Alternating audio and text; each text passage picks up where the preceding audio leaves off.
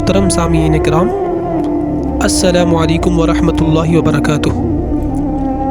آج کا میرا موضوع ہے علم حاصل کرنا۔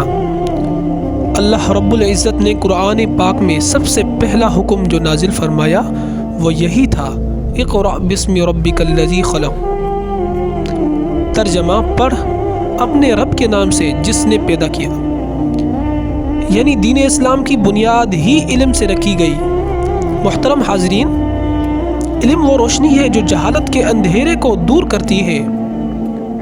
علم وہ خزانہ ہے جو خرچ کرنے سے بڑھتا ہے، اور علم وہ طاقت ہے جس سے قوموں کی تقدیریں بدلی جا سکتی ہیں۔ رسول اللہ صلی اللہ علیہ وآلہ وسلم نے فرمایا، طلب العلم فریضۃ علی کل مسلم۔ ترجمہ: علم حاصل کرنا ہر مسلمان مرد اور عورت پر فرض ہے۔ یہاں صرف دینی علم کی بات نہیں ہو رہی، بلکہ ہر ایسا علم جو انسان کو فائدہ پہنچائے، جو معاشرے کو نفع دے، وہ قابل قدر ہے۔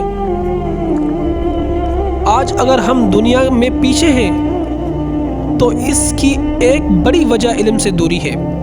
ہم نے کتابوں سے ناطہ توڑ لیا، ہم نے سیکھنا چھوڑ دیا، جبکہ دوسری قومیں علم کی روشنی میں ترقی کی بلندیوں تک پہنچ گئی۔ لیکن اب بھی وقت ہے ہم اپنی نوجوان نسل کو علم کے زیور سے آراسا کریں۔ مدارس، اسکول، یونیورسٹیاں آباد کریں، کتابوں کو اپنا دوست بنائیں اور سیکھنے کو زندگی کا مقصد بنائیں۔ علم وہ طاقت ہے جو انسان کو عزت دیتا ہے۔ علم کے ذریعے انسان کو اللہ کو پہنچاتا ہے۔ علم کے بغیر انسان اندھیرے میں بھٹکتا رہتا ہے۔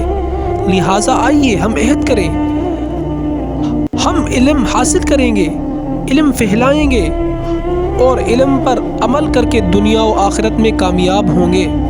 اللہ تعالی ہمیں علم نافع عطا فرمائے اور اس پر عمل کرنے کی توفیق دے۔ آمین۔ وآخر دعوانا ان الحمد للہ رب العالمین۔